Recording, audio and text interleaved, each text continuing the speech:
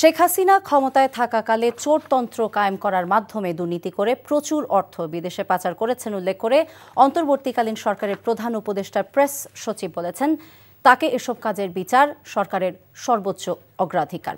উপদেষ্টা পরিষদের বৈঠক পরবর্তী সংবাদ সম্মেলনে তিনি এসব কথা বলেন। এদিকে উপদেষ্টা পরিষদ সাইবার সুরক্ষা অধ্যাদেশ 2024-এর খসড়ার চূড়ান্ত অনুমোদন দিয়েছে।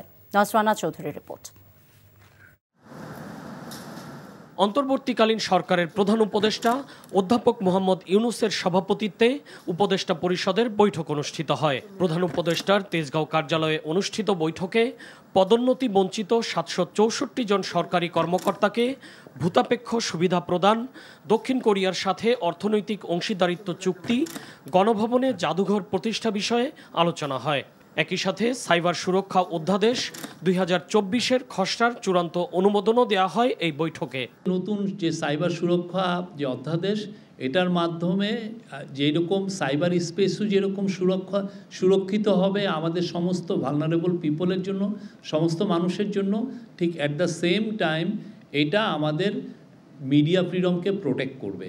এটা কোনোভাবেই আপনার স্বাধীনতাকে সংকুচিত করবে না। আমি এটা একটু নিশ্চিত, এটার বিষয়ে আপনি নিশ্চিত থাকতে পারেন।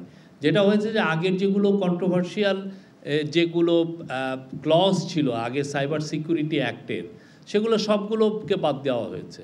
সাবেক প্রধানমন্ত্রীর বিরুদ্ধে আন্তর্জাতিক অপরাধ ট্রাইব্যুনালের জারি করা গ্রেপ্তারি পরোয়ানার ভিত্তিতে তাকে ভারত থেকে দেশে ফিরিয়ে আনার চেষ্টা চলছে বলে জানান প্রেস সচিব। একই সাথে তার বিরুদ্ধে ওঠা নানা দুর্নীতির অভিযোগের বিষয়ে সরকার সর্বোচ্চ অগ্রাধিকার দিয়ে তদন্ত করছে বলেও জানান তিনি। শেখ হাসিনা বিচারের সম্মুখীন হবেন। আমরা দেখেছি যে তার ক্রাইমগুলো ভয়াবহ, মানে গত 15 বছরে যেই ধরনের ক্রাইমগুলো হয়েছে বাংলাদেশে, এটা তো চিন্তা করা যায় না।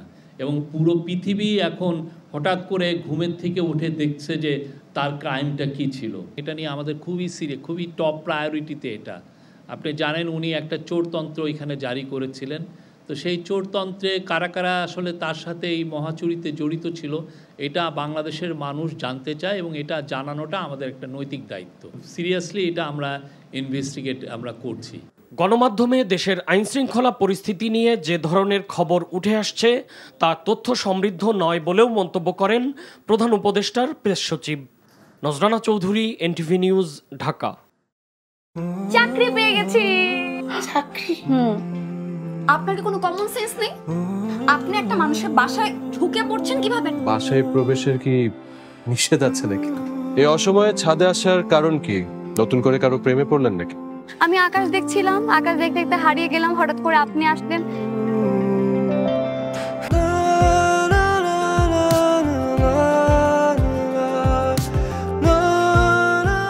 তুমি এখানে কেন? আমার অনুমতি নিয়ে এখানে আসা উচিত ছিল তোমার। মা, এই ছবিটা কার? আমার ম্যাডাম এই ছবিটা দেখে প্রতিদিন কাঁদে কেন মা? এই মেয়েটা কি সব কথা বলছে? মারিয়া, তোমার কি হয়েছে? আজ এত বছর পর কি শাস্তি দিব আপনাকে বলেন তো?